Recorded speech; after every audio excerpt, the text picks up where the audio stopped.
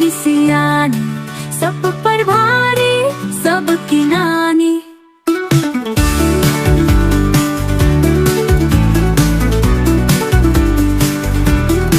चिड़िया रानी बड़ी सियानी, सब पर भारी, सबकी नानी।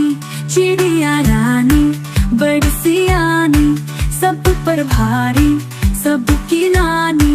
सुबह सवेरे जाग के आई, चूंच में अपनी दाना लाई। नन्हे बच्चे शोर मचाते, चू चू करते भागे आते। चिड़िया ने उनको दाना खिलाया, प्यार से उनको राह समझाया।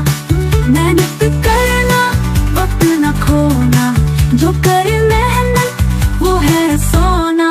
फिर वो उड़कर दूर चली, पेड़ पे बैठ के गीत कही।